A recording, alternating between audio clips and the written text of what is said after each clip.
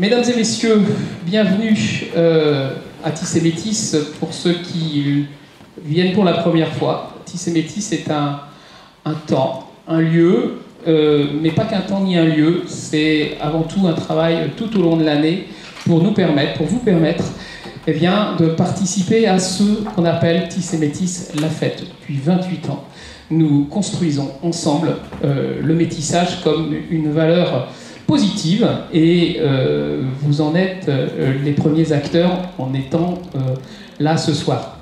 Alors ce soir, nous allons pendant 1 heure parler du métissage et d'une question qui nous est posée, qui est: le métissage est-il ou a-t-il une couleur de peau?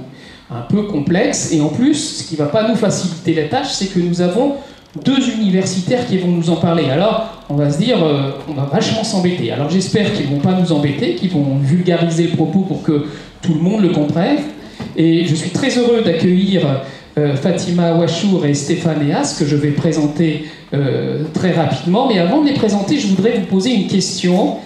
Quel est pour vous le point commun qu'il y a entre la cuisine, les pratiques artistiques, les langues, les croyances, les imaginaires, les sociétés et les peuples? Quel est le mot qui peut être commun à tout cela? L'amour. Culture, l'amour, ouais. Mélange. Le mélange. La diversité. La diversité. Tout ça, c'est du métissage, en fait. Et c'est bien de cela ce mot. On va parler des mots ce soir. On va parler des usages. Parce qu'en fait, tout cela nous renvoie à l'idée du mélange, c'est-à-dire ce qui nous rend créatifs. Le mélange comme une valeur positive. Le mélange avec la faculté d'être chacune et chacun en capacité d'appréhender le monde. Et c'est Louis Plenel qui disait que, en fait, tout cela, appréhender le monde, c'est une nouvelle conscience positive qui vise à ce que la somme des identités humaines prenne le pas sur l'individu. C'est véritablement ce faire ensemble, cet être ensemble qui nous renforce. Alors ce soir, nous allons parler des mots, et donc j'avais dit que je présenterais Fatima Wachour et Stéphane Eas. Fatima, tu es docteur, alors on se tutoie parce qu'on se connaît bien, on est copains depuis longtemps, parce que Fatima est une personne qui, outre le fait d'être une universitaire, est au cœur de l'aventure Tissé Métis. Tu es notamment une des actrices principales du fonds documentaire qui a fait un remarquable travail, tu nous en reparleras tout à l'heure. Ce fonds documentaire qui est alimenté, que vous avez d'ailleurs quelques lectures possibles autour de la... Et il est ouvert autour de la salle et il est ouvert au plus grand nombre. Donc effectivement, soyez curieux et allez voir ce fonds documentaire qui est sur l'île de Nantes, à la Maison des Hommes et des Techniques. Voilà, alors Fatima, je l'appelle Tima, Fatima. Donc Tima, en fait, tu es docteur en histoire ancienne à l'université de Nantes, tu es chercheuse, spécialiste de l'Afrique antique, et tu as coécrit notamment avec 2 autres femmes Hommes, culture et paysages de l'Antiquité à la période moderne. Tout un programme. Et en même temps, puisque nous sommes ensemble et pour te présenter, tu nous dis, et tu vas nous dire tout à l'heure dans ton développement, que le métissage, c'est une réalité. Qu'on le veuille ou pas, il est là. Donc vivons-le positivement.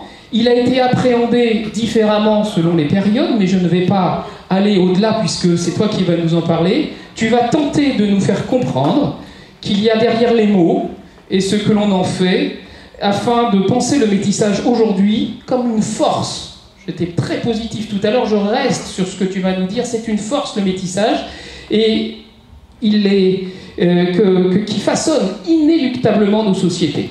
Donc tu interviendras en 2e partie. Et préalablement, c'est Stéphane Eas que je remercie d'être là parce que vous êtes venu de Rennes, c'est ça? Vous êtes un... Pas bien loin. Ouais, c'est vrai. En fait, merci tout court alors, mais quand même. Vous êtes quelqu'un de précieux parce que vous avez travaillé sur... Vous êtes directeur de publication de la revue Pologie, vous nous en parlerez tout à l'heure. Vous avez ce jeu de mots, l'apologie, vous avez effectivement des choses à nous dire là-dessus. Vous êtes sociologue, maître de conférences à Rennes 2, Et vous avez été donc cofondateur, vous êtes le cofondateur de la Société française des sciences humaines sur la peau, et vous avez, je l'ai lu, organisé notamment le 25e forum sur la peau humaine et les sociétés qui s'est déroulé à Brest, ville que je connais particulièrement bien, mais vous vous en fichez. Et c'est normal. Bon, voilà, alors je vous laisse introduire, un quart d'heure, c'est cela, et puis ensuite, toi Tima, et ensuite vous la salle.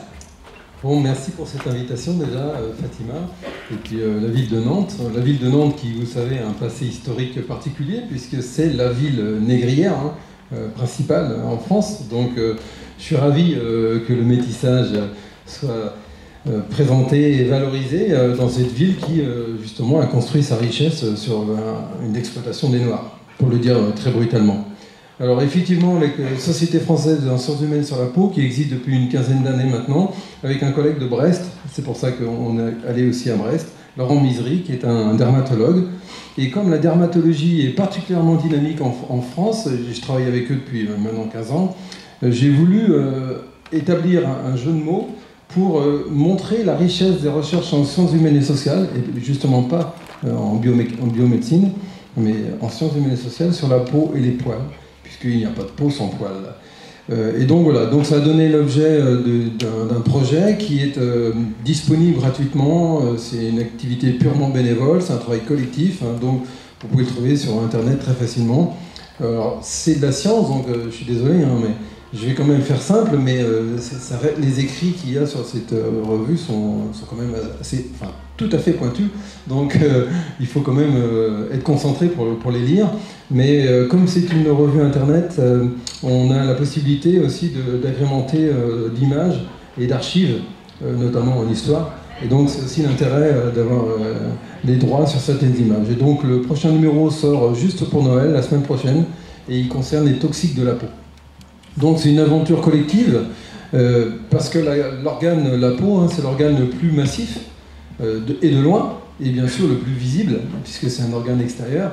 Et en tant que sociologue, bien sûr, il intervient directement dans la question des discriminations et des stigmatisations. Et la couleur de peau mais pas simplement la couleur de peau, hein, aussi le fait d'avoir une peau saine ou abîmée ou altérée ou malade, eh bien, participe justement de la manière dont on est, avec bonheur ou avec malheur, vivant. Puisque dès qu'on a une atteinte corporelle, et notamment épidermique, la situation est très vite irritable. Hein, la peau est irritable et l'être humain lui-même, porteur de cette peau, est irritable. Donc les caractéristiques de la peau, en fait, interviennent systématiquement dans la vie de tous les jours. Et donc la question de la peau et des poils est tout sauf anecdotique, hein, pour un sociologue ou un psychologue, puisque les impacts psychosociaux des atteintes corporelles et épidermiques sont létales, hein, parce qu'il y a des morts tous les jours, toutes les semaines, dans les centres des CHU à cause des maladies de peau. Mais il y a aussi des morts à la suite de stigmatisation et de crimes racistes ou homophobes ou autres. Donc on essaye de montrer cette richesse en quelques mots, vous pouvez le voir, le lire. Donc c'est une revue qui est indépendante, sans financement, sans budget, elle repose sur le bénévolat, avec un comité éditorial, un comité scientifique, avec des anthropologues, des ethnologues, des sciences de l'art, des esthéticiens, des philosophes, des ethnologues, des géographes, et aussi d'autres spécialités. Donc je vous invite à aller voir cette revue. Alors cette diapositive est, je ne sais pas si vous la voyez provocatrice ou pas, mais elle est prévue pour être provocatrice, puisque les êtres humains non blancs sont souvent animalisés.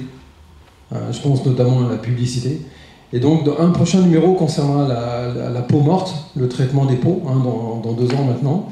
Et la question du vitiligo, là, par exemple, de ce mannequin avec un vitiligo, est bouleversante dans le sens où il y a un vrai renversement depuis quelques mois, justement grâce à la prise de position de mannequins porteurs de vitiligo et noirs de peau, où le vitiligo est donc particulièrement visible. Et donc, vous l'avez forcément vu ces derniers mois, il y a un affichage tout à fait militant de certains mannequins, hommes et femmes. Et donc, du coup, un changement de regard sur les maladies de peau. Je ne sais pas si vous le savez, mais la plupart des maladies de peau ne sont pas du tout contagieuses. Elles sont mal aimées, elles interviennent très directement, mais le plus souvent, elles ne sont pas contagieuses. Bien sûr, le vitiligo entre tout à fait dans cette catégorie. Donc le but du jeu, c'est d'approfondir les sujets. Le premier numéro va concerner le blanchissement de la peau, qui est un drame international, puisque le modèle de la peau blanche est un modèle très valorisé dans les publicités, dans le monde de la finance, dans le monde économique en général. Et malheureusement, cette valorisation est intégrée aussi par les personnes non blanches de peau, et donc qui tentent de se blanchir la peau avec des produits tout à fait néfastes, avec des mortalités gravissimes dans certaines zones géographiques. Alors, cette revue est thématique, mais elle propose aussi des varias. Donc, n'importe quel citoyen et citoyenne pourrait proposer, mais c'est une revue scientifique, donc elle est exigeante, et donc il y aura des expertises, mais si vous avez une connaissance particulière et spécifique d'une atteinte épidermique ou pileuse, il serait tout à fait possible que vous organisiez pour répondre à cette revue. Mais je vois que j'embarbe déjà quelques-uns par rapport à cette question de la science. Mais la connaissance est très importante, même si on sait très bien, en sociologie notamment et en psychologie, que malheureusement pour nous, les scientifiques, ce n'est pas un accroissement de connaissances qui permet d'améliorer forcément ipso facto systématiquement les relations entre les êtres humains. Mais ça ne peut pas faire de mal de trimballer un petit peu moins de préjugés et de stéréotypes, et donc d'idées fausses, de croyances. Mais malheureusement, les comportements humains ne sont pas aussi malléables qu'on le voudrait. Et vous le savez bien, puisque Fumer-tu est écrit et prouvé scientifiquement depuis des décennies. C'est pas pour ça que le fumeur, en regardant Fumer-tu sur son paquet, va arrêter de fumer. Donc on voit bien que la connaissance ne suffit pas à faire changer les comportements. Alors ce qui peut faire changer les comportements, c'est justement l'être ensemble, l'organisation comme ça d'événements collectifs, et puis le fait justement de côtoyer des personnes avec des épidermes différents, avec des atteintes épidermiques différentes, ou avec des poils différents. Là, depuis 4-5 ans, je me laisse pousser les cheveux, et par provocation bien sûr, et je les coiffe pas, en plus j'en fais exprès, et je vois comment certains de mes collègues, qui sont des scientifiques, m'évitent plus maintenant qu'il y a 2 ou 3 ans, bizarrement. C'est assez étonnant. Même des gens qui se veulent bienveillants, malgré eux, ça les choque aux entournures, que ma barbe part dans tous les sens, etc. Donc voilà, on voit bien qu'il y a un bouleversement très très facile à tester en fait. Il suffit de ne pas se raser, pour un homme, vous ne vous rasez pas pendant 15 jours, vous allez voir tout de suite les répercussions intimes. Alors il y a plusieurs objectifs de la revue, mais vous avez bien compris que l'idée c'est de diffuser On est dans la même logique en fait que les organisateurs de cette journée, de ce festival. Il s'agit que vous alliez vous intéresser, lire sérieusement, avec plaisir, des textes. Alors il y a des textes très variés, je ne vais même pas en lister quelques-uns, mais vraiment des choses qui peuvent être considérées comme militantes, mais artistiques aussi. Je pense par exemple à la dorure de cicatrices. Dans le premier numéro, le numéro qu'on a appelé Alpha, il y a une artiste qui dore les cicatrices. Donc il redore la peau des personnes qui ont été mutilées à cause des cancers, d'un accident, etc. etc. Ouais, c'est pour vous donner un petit peu envie d'aller voir. Puis il y a des choses sur les momies, sur la peau momifiée, par exemple le tatouage, bien sûr, etc., etc. Donc le but du jeu est de rendre ces recherches diffusées, lisibles. Donc tous les textes sont vraiment particulièrement lisibles, même s'il y a du jargon propre à chaque discipline, c'est tout à fait expliqué et précisé. Et des traductions, donc on essaie véritablement de rendre la revue internationale. Donc il y a des textes de tous les continents sauf de l'Océanie. Pour l'instant, déjà en 2 ans, on a fait des textes qui proviennent de tous les continents, notamment africains. Et j'y tiens beaucoup, puisque l'Afrique est, en termes est souvent un objet d'étude, mais peu souvent, ne pas aussi souvent qu'elle pourrait l'être, productrice de savoir. Et donc, j'ai aussi des insatisfactions en tant que directeur de la publication quand je demande, puisqu'on n'a aucun budget, à certains auteurs de proposer une traduction en Wolof, par exemple, et quand on me répond, non, ça ne concerne pas assez de monde. Alors, je suis assez dubitatif devant ce genre de réponse de mes collègues, mais voilà, on avance, on a des textes en créole haïtien, par exemple, une de mes grandes fiertés, c'est que j'ai un texte d'un auteur en créole haïtien. Donc je trouve ça particulièrement intéressant de pouvoir s'adresser à des populations qui pourront justement objectiver leur rapport à leur vie, on pourrait dire ça comme ça. Donc voilà, pour l'instant on est sur 4 numéros, le 3e est en cours de finition. Et donc voilà, je vous ai dit un petit peu tout, je vais laisser la parole à ma collègue. Juste pour vous montrer un petit peu l'ampleur, en 2 ans, ce qu'on a réussi à faire, donc c'est 4 numéros, hein, le 4e sort la semaine prochaine, 31 articles, des experts déjà, chaque article est lu et corrigé et expertisé par plusieurs experts, donc voilà, déjà on arrive à un volume très conséquent, hein, de dynamique intellectuelle, on pourrait dire, très très conséquente en 2 ans, et une moyenne de téléchargement qui est aussi, c'est l'intérêt d'Internet, hein, comme c'est gratuit, hein, on peut mesurer, on peut savoir qui télécharge nos textes. Et donc, en moyenne, vous voyez, on arrive déjà à quelque chose de très intéressant, puisque, je ne sais pas si vous savez, mais en sciences sociales et humaines, un livre qui dépasse les 1500 exemplaires, c'est plus qu'un succès, c'est quasiment inédit, quoi. En général, nos livres, ils font 250, 300, 400, 500 exemplaires. Donc là, vous voyez, en 2 ans, on est déjà sur des bons standards de lecture et de téléchargement, puisque les textes sont lisibles sur votre portable, hein, sur votre téléphone, et bien sûr sur un ordinateur, et sont téléchargeables en PDF. Donc vous pouvez vous les approprier d'une manière tout à fait privée. Voilà, je vais en rester là pour ne pas prendre le temps de ma collègue. Merci en tous les cas de m'avoir invité pour faire cette présentation. Merci à vous, Monsieur Héas. Et donc du coup, Tima va essayer de tenter de répondre à la question qui est posée. Le métissage a-t-il ou est-il une couleur de peau? Je ne sais pas, Tima, si ça t'aidera dans ta réponse, mais je voudrais te livrer en introduction de ton témoignage, le témoignage de Camille.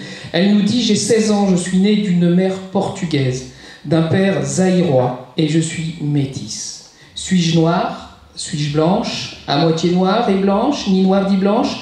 Quelle est mon origine? J'ai l'impression de n'être rien et de n'appartenir à rien. Donc la vision des gens par rapport à moi me gêne. Pour eux, je suis noire, alors que métisse n'est pas une couleur de peau. » Quelle belle transition, là. Et puis pour l'histoire des cheveux, je me retrouve complètement, donc c'est génial. Oui, alors, d'abord merci d'être aussi nombreux. Cette conférence, elle s'inscrit dans le cadre d'université, ce qui rejoint complètement, ce qui va vraiment dans le sens aussi du travail de Stéphane Héas, parce que université avec un C, c'est délocaliser les savoirs dans les quartiers populaires ou les quartiers prioritaires, ou en tout cas dans tous les endroits de la cité où une partie du public n'a plus accès ou n'a pas accès au savoir universitaire classique, en sachant qu'on vulgarise mais on ne simplifie pas. Et c'est gratuit. Donc vous voyez, on passe à une autre époque. Oui, le noir et le blanc. Vous avez vu, grâce à Tissé Métis, que je remercie infiniment, j'ai pu avoir un budget pour réaliser 3 roll-up. Vous avez vu, vous voyez, mots, usage, métaphore. J'ai pris le parti d'avoir une déclinaison en noir et blanc, parce que justement, le métissage, très souvent dans les représentations, se traduit en noir et blanc, comme si on avait de la peinture noire et blanche, et puis on commençait à les mélanger, et puis après on avait une déclinaison de couleurs. Pareil avec du lait ou du café, café au lait. Donc noir et blanc, pour bien montrer que le métissage c'est tout sauf du noir et blanc, mais c'est pas non plus la couleur. Je vais exposer mon propos. Les mots, les usages, les métaphores, en fait, tout ça pour répondre à une question, est-ce que le métissage a ou est une couleur de peau? Et au départ, il n'y avait pas le « ou », parce que vous voyez qu'un petit mot comme le « ou », c'est soit il a une couleur de peau, soit il est une couleur de peau. Et je vais vous montrer que c'est encore autre chose. Je voudrais aussi dire qu'il va y avoir des mots, ce ne sont pas les miens.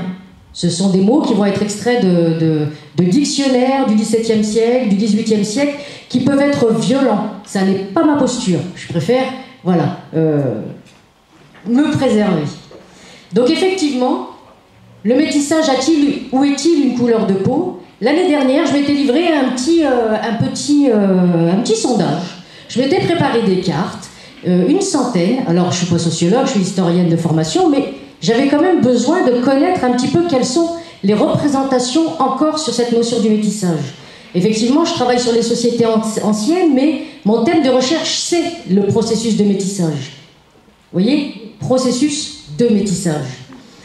Quand j'ai récupéré toutes mes petites cartes que j'ai disséminées dans l'ensemble du festival, donc c'était le 15 décembre l'année dernière, je les ai récupérées, j'ai recensé, j'ai tout retranscrit, et puis en fait j'ai sorti les mots qui me paraissaient d'abord les plus importants et qui étaient mentionnés le plus de fois. Culture, il arrive en premier avec 45. Je me suis mis entre parenthèses une notion importante en France. Mélange, 35.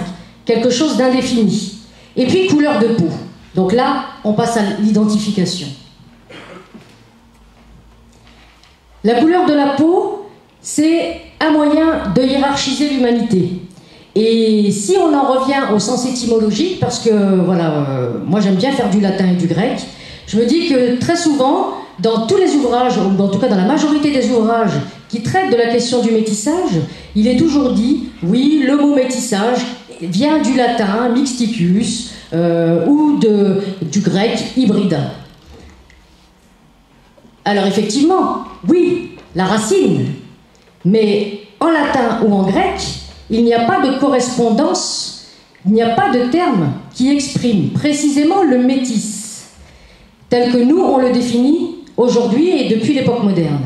En latin, le sens c'est toujours mêlé, mélangé. C'est aussi bien pour les plantes que pour les animaux.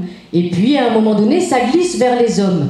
Mais les hommes issus de métissage, parce que très souvent, là aussi, le métissage, il apparaît essentiellement comme biologique, les hommes issus des métissages, les hommes ou les femmes, ne sont pas considérés comme appartenant à un groupe humain différencié. C'est toute la différence. En fait, et pareil, en grec, il ne faut pas que j'aille trop vite, le terme hybrida, effectivement, nous, on connaît hybride, hybridation, et on se dit que ça se rattache au grec, mais ça se rattache au grec de façon très lointaine, parce que hybrida en grec, ça vient de l'hubris, l'orgueil, la démesure, et qui valait un châtiment coupable à celui qui avait un peu dépassé les normes du monde de la cité.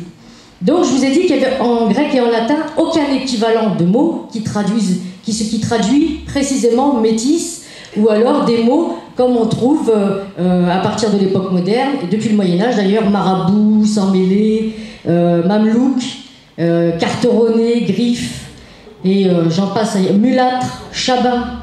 Il n'y a pas ces mots-là. L'adhésion à une culture, c'est important dans les sociétés anciennes. Il s'agit en fait d'adhérer à une culture qui fédère les hommes, c'est-à-dire que être grec, c'est parler une certaine langue, c'est respecter le code de la cité, c'est respecter les lois, mais quels que soient les individus, ils appartiennent tous au genre humain. Dans le monde romain, c'est exactement pareil. Pourquoi ? Parce que Rome, à la base, c'est une civilisation métisse, d'un peuple de métis. Il n'y a qu'à lire l'Énéide de Virgile pour s'en rendre compte. Alors, à partir du Moyen-Âge, la peau va devenir support, le sang prétexte pour une catégorisation raciale et une représentation sociale, parce que les deux vont se mêler. On va passer de l'un à l'autre, de la couleur de peau à la discrimination raciale. Je vous cite des extraits d'articles. Par exemple, en 1690, Antoine de Furetière, dans son dictionnaire universel de la langue française, va définir le métis de la façon suivante. Nom que les Espagnols donnent aux enfants qui sont nés d'un Indien et d'une Espagnole, ou d'un Espagnol et d'une Indienne. Quand on lit Buffon qui est pas nécessairement étudié, mais qui est connu, en 1749, dans son Histoire naturelle de l'homme, il dit « La Terre est en quelque sorte peuplée de métis qui constituent toutes ces catégories intermédiaires qui permettent de passer avec des progressions presque insensibles du blanc au noir, au jaune, au cuivré. » Il précise également que les variétés humaines sont issues d'une souche initiale de couleur blanche qui s'est adaptée selon les milieux et les climats d'habitation. Si je prends une édition de 1759, alors il y en a des centaines, évidemment on n'aura pas le temps. Le dictionnaire de Richelet, lui, à mulâtre, parce qu'il n'y a pas le mot métis, à mulâtre il dit « C'est ainsi qu'on nomme les enfants qui naissent du commerce des blancs avec les négresses, mais ceux qui naissent des blancs et des mulâtresses ou mules, car c'est ainsi qu'on les nomme dans nos colonies, s'appellent tercerones. ils approchent plus que les mulâtres de la couleur des blancs. Quant aux cuarterones, vous voyez, là aussi, hein, tercerones, cuarterones, ils suivent et s'approchent au plus près de la couleur blanche. Enfin, les quinterones, ce sont les enfants des blancs et des mères cuarterones qui sont comme des espagnols, ce sont comme des dégradations de couleurs dans la peinture. Ça y est, on aborde de plein fouet cette question de la couleur de la peau. Tout le vocabulaire qui est utilisé dans les différents dictionnaires 16e, 17e, 18e, même 19e siècle catégorise le métis ou l'enfant issu d'union mixte comme par sa couleur de peau. Et alors on a une déclinaison, on a un nuancier, presque un nuancier Pantone de cette déclinaison de la couleur de peau. Par la suite, derrière la peau, c'est le sang. Donc, n'oubliez pas, on est 18e, 19e, après début 20e. Le sang va commencer à prendre une importance parce que derrière la couleur de la peau, c'est le sang. Derrière le sang, c'est la question de la pureté et de l'impureté. Donc, on va considérer que ce qui émane de la couleur blanche est pur, ce qui émane de la couleur sombre ou noire est impur. Et il va y avoir deux figures en particulier qui vont cristalliser ce que je suis en train de dire, cette idéologie, parce que là on est vraiment dans une idéologie, c'est l'hybride et le sang mêlé. Le fameux sang mêlé, ici. L'hybride, c'est le métis qui dérange. C'est celui qui est dans un état d'entre-deux qui n'est pas encore achevé. Il vient bousculer l'ordre social, il vient bousculer l'ordre établi, il est à exclure. Le sang mêlé, c'est encore pire. Le sang mêlé, il vient questionner tout le système de codes, de normes, de valeurs d'une société. Alors non seulement lui, il est à exclure, mais il est à éradiquer. Je suis désolée de le dire comme ça, mais dans les textes, c'est avec ces termes que ça apparaît. Vous voyez, je vous ai recensé ou catégorisé, avec un schéma qui vaut ce qui vaut, mais catégorisation des métis dans l'ancienne Saint-Domingue au XVIIIe siècle. Vous voyez une grille de couleur qui est la couleur blanche, une grille de couleur qui est noire, et entre les deux, en fonction d'un degré, mais d'un degré de sang noir mélangé à du sang blanc, c'est surréaliste, hein, et avec des calculs.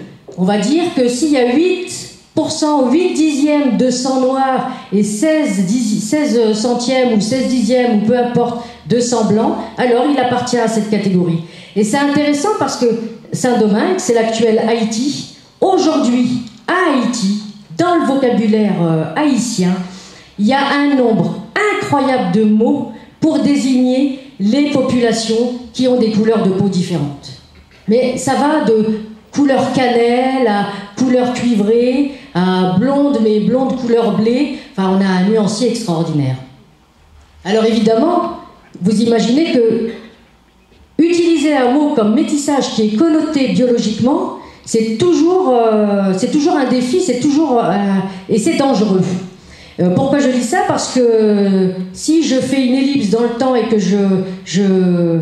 j'arrive directement dans la première moitié du XXe siècle, toutes les théories eugénistes, nazies, totalitaires, l'ennemi, c'est le métissage. Parce que c'est la contamination de l'idée d'une race pure. Et on voit bien que c'est une aberration. Surtout qu'en plus, la génétique va produire des travaux tout au long du XXe siècle. Alors, certains travaux vont conforter certaines idéologies, mais heureusement, on a commencé à avoir des anthropologues et des généticiens. Je pense à Albert Jacquard, je pense à André Langanet, ou je pense à Nina Jablonski, qui est américaine, qui ont bien montré que finalement, la question de la couleur de peau n'a rien à voir avec le métissage. Puisque c'est des gènes qui rentrent, qui font un petit peu de manière aléatoire tout leur travail sur la peau. Et je pense que Stéphanéas confirmera ce propos, puisque on n'est pas dans de la peinture avec du blanc, du noir, on mélange, du lait ou du café et on obtient un mélange. Ça ne se passe pas du tout comme ça au niveau génétique. Même si d'anciennes théories génétiques ont conforté des idéologies racistes. Donc aujourd'hui, on ne peut plus parler de race. En plus, ça a été aboli de la Constitution. Ça a été supprimé de la Constitution. Alors, des usages. Avec un mot qui est connoté aussi péjorativement que le métissage, aussi négativement que le métissage, et qui est toujours ramené au biologique, et puis toujours avec la représentation qu'on est dans quelque chose de charnel, que ce sont des corps qui s'enlacent, et puis derrière il y a aussi la sexualité qui peut être dérangeante. Vous avez des écrivains, des penseurs qui se sont posé la question de savoir si on pouvait utiliser le métissage et dire que ça concernait d'autres aspects que le biologique, et pas seulement, enfin pas exclusivement le biologique, mais aussi le culturel. Alors dans les années 1950, vous avez Senghor, Léopold Sédar Senghor, qui, justement pour dépasser un peu les antinomies raciales, a proposé le concept de greffe culturelle. Mais en même temps, il n'en était pas complètement convaincu. Parce que un de ses amis, Soares, qui est un écrivain congolais, lui rappelait sans cesse oui, mais tu oublies que derrière il y a métis et que métis c'est une création coloniale. Alors il a proposé le concept de culture métisse et de métissage culturel. Là aussi, pendant un temps, ça fonctionne bien. Mais le souci, c'est que derrière métissage culturel, il y a le mot culture. Alors ça veut dire, on considère qu'il y a des cultures qui sont séparées les unes des autres et qui, à un moment donné, auraient un contact les unes avec les autres, donc on serait dans un processus de métissage. Or, la définition de la culture, c'est tout sauf un ensemble figé, statique, fermé. Il n'y a pas plus poreux que la culture. Et la culture, qu'est-ce que c'est finalement ? C'est un outil, c'est un moyen qui permet de se représenter le monde. Et chaque individu va se représenter le monde d'une certaine façon, va construire en fait sa culture. Donc il existe autant de cultures qu'il y a d'individus. Donc vous voyez bien que métissage culturel, finalement, non seulement il crée des paradoxes, enfin il soulève des paradoxes, et en plus, métissage, il est encore toujours chargé d'idéologie et lié au biologique. Alors, comme on est nombreux quand même aujourd'hui à travailler sur cette question des métissages, vous avez différents historiens, anthropologues, sociologues, philosophes, qui se sont posé la question de savoir comment dépasser et donner un sens nouveau au terme de métissage. Alors ils ont proposé des métaphores. Là vous en avez une partie. Sur ce panneau, encore d'autres, je pense à passeur culturel, branchement, il y a l'idée d'ambiguïté, l'idée de bricolage, l'idée d'entre-deux. Là vous avez l'idée des transferts, des rhizomes, de l'identité narrative, du bricolage, des syncrétismes. Et alors la palette d'outils métaphoriques est très très large. Parce que, qu'est-ce que ça signifie ? Ça veut dire que c'est difficile à définir le métissage, parce qu'on veut le figer, comme la culture, on veut figer, comme le biologique avec la couleur de la peau, mais en même temps, comme c'est pas un résultat, mais un processus, c'est toujours en mouvement. C'est c'est la difficulté auquel vont être confrontés les scientifiques, les philosophes, les écrivains.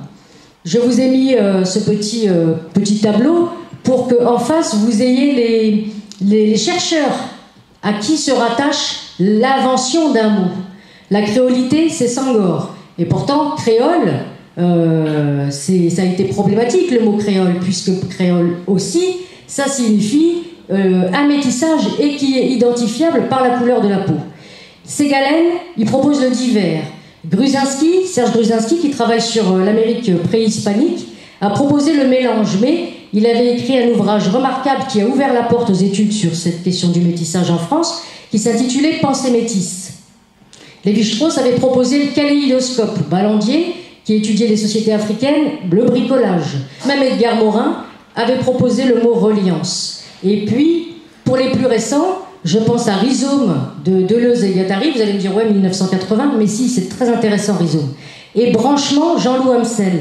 Branchement parce que, et encore, Jean-Loup Amsel, il avait écrit il y a quelques années Logique métisse. Et justement, en écrivant son ouvrage, à la fin de son ouvrage et de sa pensée, il s'est rendu compte que finalement le piège, ça allait être d'essentialiser les cultures. Alors il a complètement remis en question son propos et il nous a proposé branchement, c'est l'idée des fils électriques, mais qui partent de partout. Parmi ces métaphores, moi il y en a 4 qui me parlent vraiment, que je trouve très intéressantes à manipuler et qui illustrent, à mon sens, les processus de métissage. Le premier, c'est le rhizome. Là, j'ai fait exprès de vous proposer une image un peu... voilà, ça part dans tous les sens. Le rhizome, en fait, c'est un bulbe, c'est végétal, le rhizome.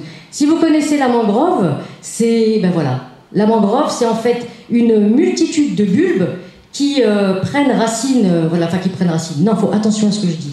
Qui poussent, mais il n'y a pas de... Justement, il n'y a pas de racine, il n'y a pas de souche mère. C'est-à-dire que même si on coupe le rhizome... En fait, ça part de partout. Et c'est l'idée, le rhizome, de l'arbre inversé. On est dans des sociétés où on adore faire son arbre généalogique. Moi, je n'aime pas l'arbre généalogique parce que justement, ça ne part que d'un tronc. Mais si je renverse l'arbre généalogique, je vais avoir une multitude de branches. C'est ça le rhizome. Donc, c'est bien une métaphore qui est anti-généalogique. Parce que la généalogie, qu'est-ce qu'elle cherche à faire? À toujours aller chercher l'origine, la source, les racines, ce qui est pur, ce qui est originel. Mais justement, le processus de métissage, c'est tout sauf de l'origine, des racines, du pur. Et le rhizome, la particularité qu'il a, c'est que si vous le coupez, il repousse. Il repousse de façon complètement libre. La deuxième métaphore, c'est l'identité narrative de Ricoeur. Et là, ça concerne les individus. Et pour le coup, Pierre, ça peut permettre de donner un élément de réponse au témoignage de la jeune fille dont tu parlais tout à l'heure. Ricoeur, il dit que l'identité narrative, c'est une façon de parler de soi, qui oblige, pour parler de soi, de parler d'autrui. Parce qu'en fait, en soi, il y a une part d'altérité. Et chez l'autre, il y a une part de soi. Et en fait, c'est des allers-retours permanents. Et en plus, parler de soi, c'est obliger en fait à une multitude de récits qui sont emboîtés, enchâssés les uns des autres. Et c'est comme s'il fallait dénouer ou démêler une multitude de pelotes de laine pour pouvoir se raconter soi-même. Cette illustration, je l'ai volontairement prise sur le site du Macval, qui est un musée d'art contemporain, enfin c'est le musée d'art contemporain du Val-de-Marne. Un petit clin d'œil parce que aujourd'hui, ça c'est une petite parenthèse, une parenthèse très importante, aujourd'hui ce ne sont plus trop les penseurs, les philosophes, les historiens qui s'emparent de cette question du métissage, ce sont les artistes contemporains et qui vont proposer des choses tout à fait particulières, tout à fait singulières. Et pour justement illustrer cette métaphore de l'identité narrative, je trouve que ce travail, cette œuvre, la question des strates, elle illustre à mon sens toute cette question des strates dans le récit de soi, par rapport à autrui. La troisième métaphore, branchement. On sait ce que c'est un branchement électrique. Voilà, une petite image du branchement. Qu'est-ce que dit le branchement? C'est une mise en relation, mise en communication là, électrique, qui vient remettre en question l'idée de cloisonnement par rapport aux cultures. Puisqu'on pense la culture cloisonnée, il faut qu'on pense autrement le métissage pour montrer qu'en fait c'est quelque chose de décloisonné qui va partir dans des directions et surtout qui est non maîtrisable. Or, on veut toujours maîtriser les choses et la question du métissage nous échappe. Et branchement montre également qu'en fait il y a une perpétuelle transformation. Enfin, l'oscillation. L'oscillation, là, c'est une métaphore, c'est François Laplantine, là, qui est anthropologue. C'est lui en particulier qui propose cette métaphore, parce que à propos du métis, il dit, il est à la fois ceci, cela, et puis un peu ceci, et puis un peu cela, et encore ceci, et encore cela. En fait, il est toujours en devenir, il est toujours en mouvement. Et il est toujours dans une espèce de tension qu'il ne peut pas maîtriser. Et on demande de figer les choses, mais il ne peut pas figer les choses. En fait, on ne peut pas figer les choses, puisque c'est l'idée de mouvement. Et oscillation montre aussi que cette question du confort. Et le métissage, comme nous, on veut toujours l'envisager comme un résultat, eh bien, dans une oscillation, il n'y a pas de résultat. Il y a toujours quelque chose en devenir, mais jamais figé et qui n'est jamais. Alors, conclusion, et un petit clin d'œil à Patrick et Olive, puisque j'ai emprunté un visuel de leur œuvre d'art qui est l'échiqueté, tous des sans mêlés. Pourquoi tous des sans mêlés? Parce que fondamentalement, qu'on l'accepte, qu'on ne l'accepte pas, qu'on soit pour, qu'on soit contre, qu'on en fasse l'éloge ou qu'on soit détracteur, qu'il y ait une répulsion ou une fascination, la question de la généalogie, paradoxalement, montre que chaque individu est porteur d'une multitude d'histoires humaines, multitude d'histoires narratives, multitude de représentations, et qu'il doit conjuguer sans arrêt avec ça, et qu'il doit composer avec ça. En fait, il est complètement acteur. Et tous des sans mêlés aussi, parce que là, c'est référence à Lucien Febvre, qui est un historien qui a fondé l'école des Annales. Hein. Chaque jeune historien en devenir doit passer par l'apprentissage des écoles des Annales. C'est au moment de la Seconde Guerre mondiale. Et il avait écrit un ouvrage, Nous sommes tous des sans mêlés, pour montrer la diversité incroyable du peuple français. C'est un manuscrit qui s'est perdu. Il a été retrouvé récemment et publié récemment. Ce titre, donc cette conclusion, lui appartient, ça n'est pas la mienne. Et moi, ma conclusion, c'est le métissage n'a pas de couleur de peau. Et il n'est pas une couleur de peau. Il ne peut pas être associé ou réduit à la couleur de peau. Il ne peut pas être réduit à la dimension culturelle. Il est beaucoup plus complexe que ça et beaucoup plus vaste que ça. Et surtout, il oblige chaque individu à se questionner sur son parcours, l'identité narrative, à se questionner sur son rapport à l'autre, sur son rapport à soi et ses modes de représentation. Je vous remercie.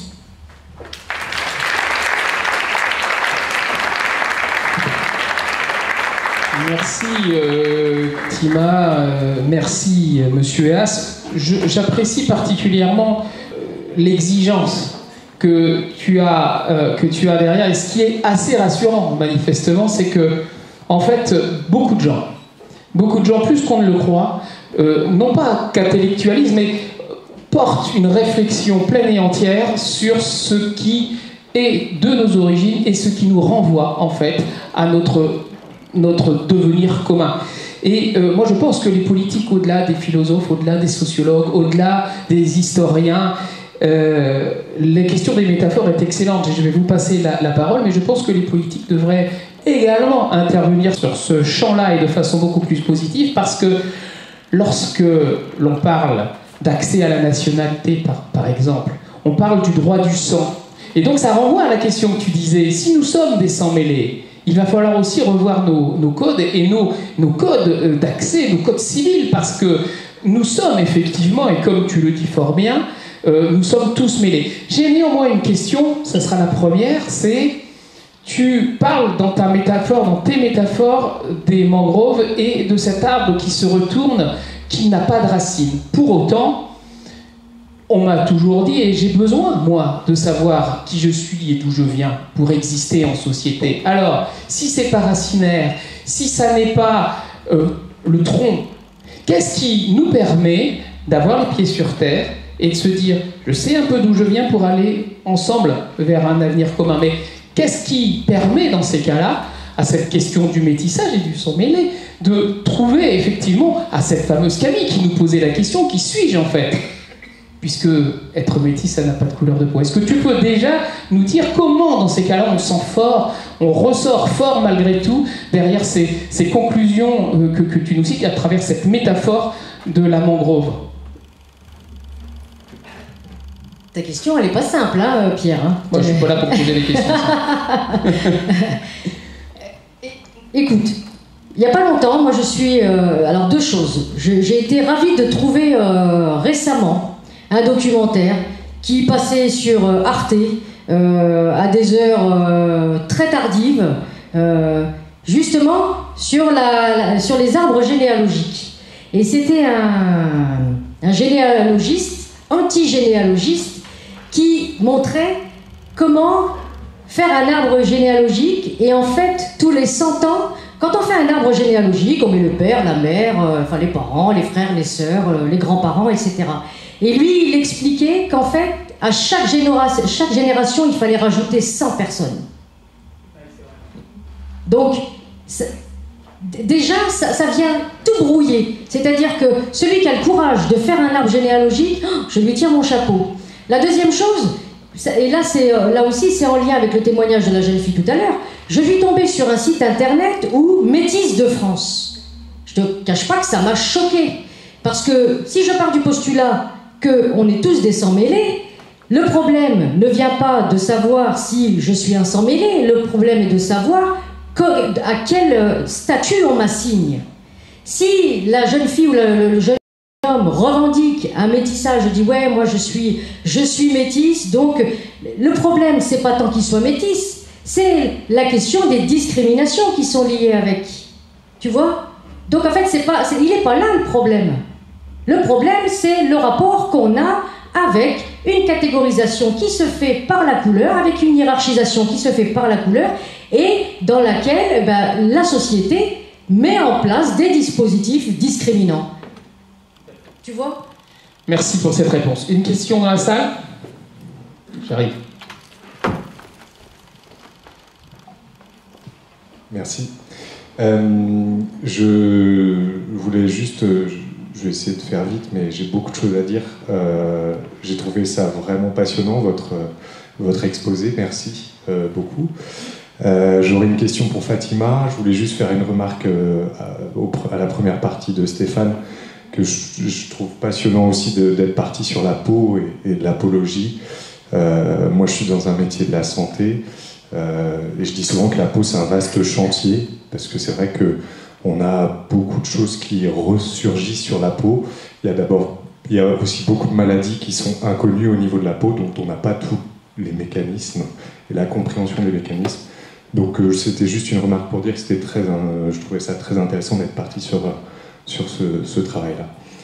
Ma question pour Fatima, c'était: est-ce que vous trouvez ça positif ou négatif, cette catégorisation selon la couleur de peau, parce que moi j'ai pas la réponse, mais je suis pas certain que ce soit négatif. En fait, c'est une identification visuelle, et je trouve que dans beaucoup de groupes de personnes, en tout cas moi ça me concerne, je peux parler de la peau de l'autre, sa couleur de peau, sans aucun souci, j'ai l'impression, sans que ce soit négatif ou positif, et en même temps en rigoler, en faire quelque chose de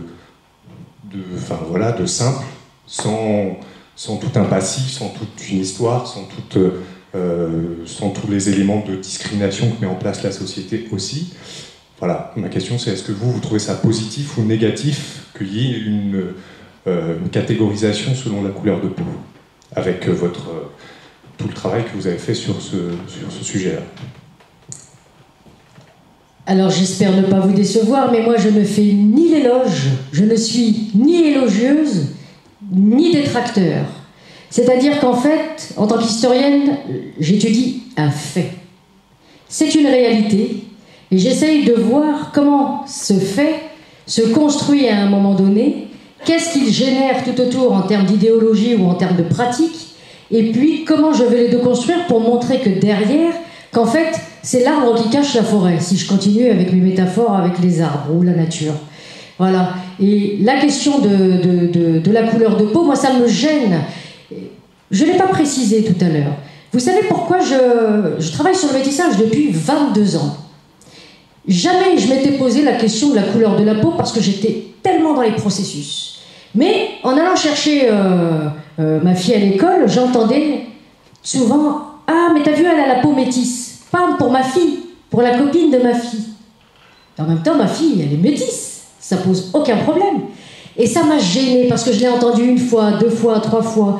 Je me suis dit, mais c'est quoi la peau métisse? Et puis après, j'ai entendu parler de cheveux métisses. Et puis après, il y a du shampoing pour les cheveux métisses. Et puis après, c'est pareil. De la peau métisse, c'était hybride. Jusqu'à la voiture hybride. Et je me suis dit, il y a un truc qui va pas là. Voilà, il y a quelque chose qui va pas. Ça marche sur la tête. Et je me suis dit qu'il était intéressant de revenir à des fondamentaux, parce qu'en disant à quelqu'un « tu as la peau métisse », c'est, sans se rendre compte, avoir intériorisé tout un système idéologique et toute une construction de pensée qu'il faut déconstruire, sans en faire l'éloge, mais sans être dans la négation ou dans être un détracteur. Vous voyez ? Pardon, je ne veux pas faire un échange, mais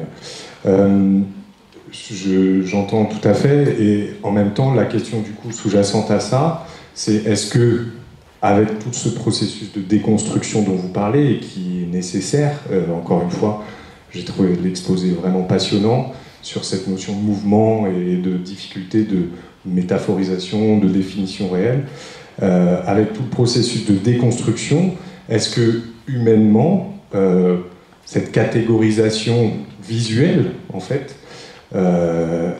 elle apparaît pas, même si on a tout déconstruit, est-ce que c'est pas juste une réalité visuelle qui simplement nous permet de nous identifier, encore une fois, sans connotation quelle qu'elle soit, quoi. Mais ça dépend à quoi vous voulez vous identifier.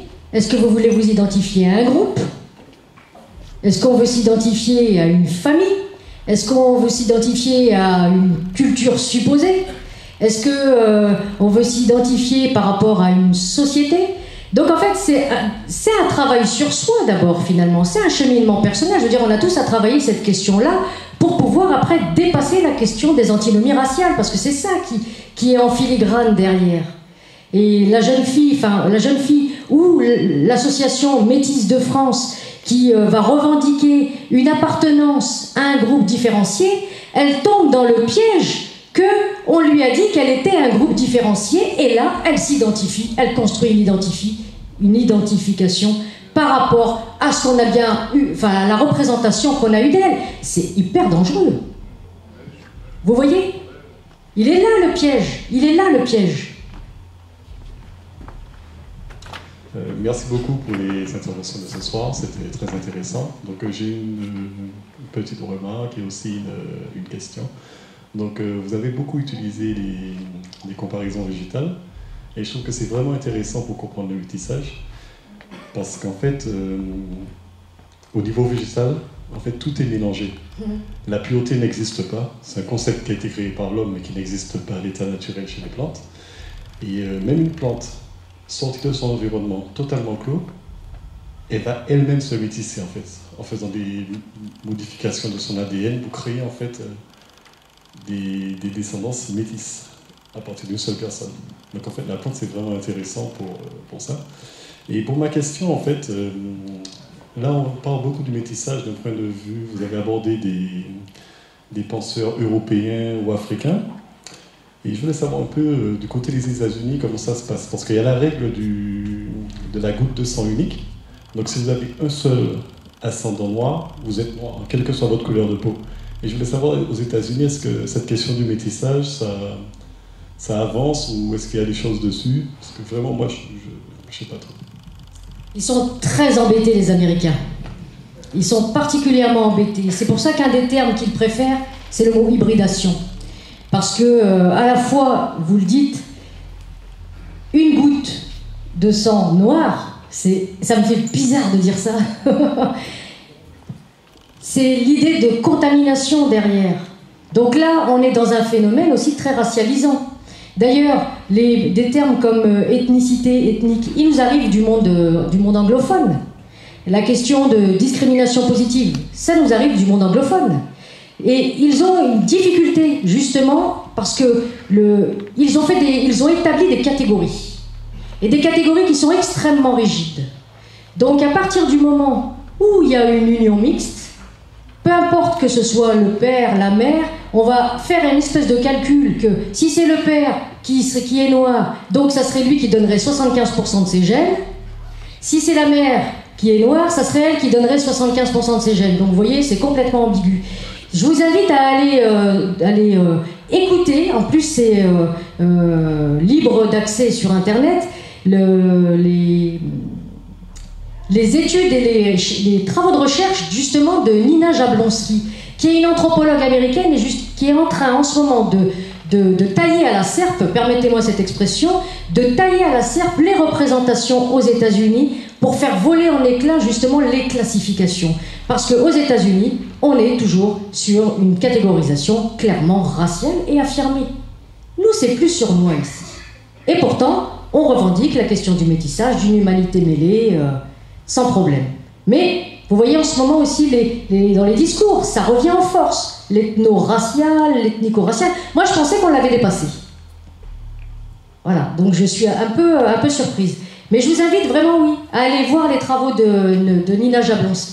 C'est compliqué chez les Américains, compliqué. Je ne voudrais pas vous empêcher une dernière prise de parole ou une dernière question. Oui. Bonsoir. Je voulais vous poser la question aujourd'hui. Comment on fait dans un mouvement de déconstruction où le mot métis semble causer problème? Comment on fait maintenant aujourd'hui pour universaliser le propos, en fait, de manière à ce que ce soit un Américain ou un Africain ou alors un Chinois puisse comprendre aujourd'hui ce que c'est sans passer par un terme scientifique ou sociologique même? Alors il n'y a pas de recette, il n'y a pas de... Malheureusement, il n'y a pas de baguette magique. C'est un cheminement qui est à la fois personnel, mais qui doit se mettre en place au sein de groupes. Voilà, au sein de groupes, au sein de sociétés. Parce que la question de l'exclusion, parce que c'est ce qui est en filigrane.